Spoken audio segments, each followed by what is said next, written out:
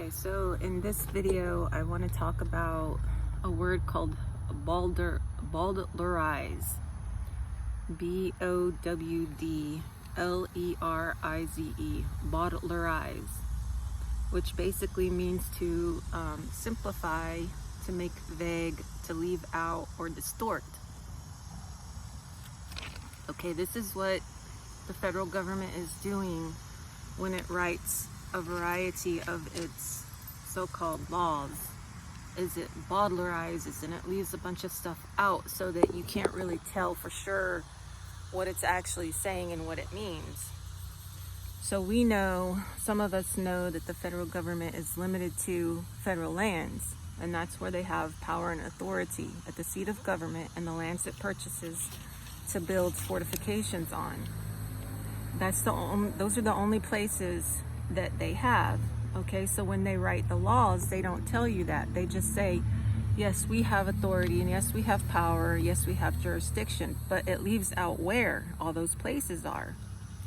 Another thing is that it uses the most simplified terms, and they don't explain what those terms mean to them. So like when it says state, there's a whole bunch of different ways the word state can be used. So when it says state, what state is it talking about? When it says territory, what territory is it talking about?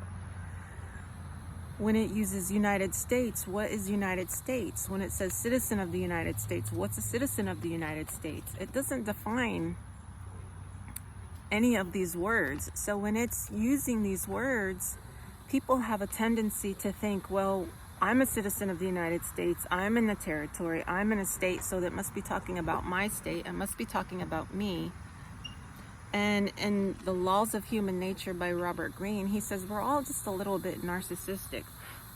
So we all think that when it's saying anything, it must be talking about us. And really, if it's taken advantage of our humanity and our own narcissism based on us just being humans, then it knows what it's doing, and it's being deceptive by using these vague terms because it knows that we're going to misunderstand them. So there's an Army field manual called 3-13.4 on deceptive practices, and in it, it talks about ambiguity, which is bowdlerizing, increasing deception and decreasing deception under ambiguity. It talks about the various tactics that it uses to achieve this ambiguity, such as diversion, feint, demonstration, ruse, display. Okay, and these are different techniques that it uses to achieve an increase in ambiguity. Okay, so feint. Let's take feint, which is to deceive of the location, time, etc. So if it's deceiving of its location, what the federal government has done, it has used ambiguous words so that it can deceive as to its location, which is a feint, which makes it appear larger. That's what it wants to do. It wants to make itself appear larger. So the United States is only the federal lands, being the seat of government, and the lands purchased for fortifications. That's what defense with the C means. So it's using a deceptive practice called feint to deceive you of its location. And its location are just on those places. But it wants you to believe that the United States is the entire country, because if you believe that, it can act with all the power and authority that it wants to have, which we know it doesn't have. So in the Army Field Manual, FM 3-13.4, called Deceptive Practices of the Army or something like that, you can find it on the internet. It's showing you, it's telling you how they use deceptive practices so that it can deceive. And then in the laws that the federal government writes, it deceives you because it uses vague terms. Like, for example, take the word state in the Constitution. The word state can mean a lot of different things. but what state is it talking about? So there's a state that commands the federal government, and there's a state that the federal government commands, and those are not the same state. There's a legal state and a lawful state. And this is written in one of the congressional records of 1867 or 1868 by Mr. Cowan. And he asked Lincoln, he says, what state are we talking about here? Are we talking about a legal state created by the federal government, which was something Lincoln did. He instituted legal states inside the independent states. Or are we talking about a lawful state created by the people who inhabit the lands? Okay, because there's a difference. There's a difference between something real, which is lawful, and something artificial, which is legal. Chief Justice Marshall talks about this in one of his case opinions, and it's written about in a lot of different books. And he said this because it's been written about in a lot of different law books and legal philosophies, okay? So legal things are for artificial things, like corporations. Corporations are artificial things created by men, okay? The real thing is the man, okay? That's the lawful thing. So it's talking about what is legal and what is lawful.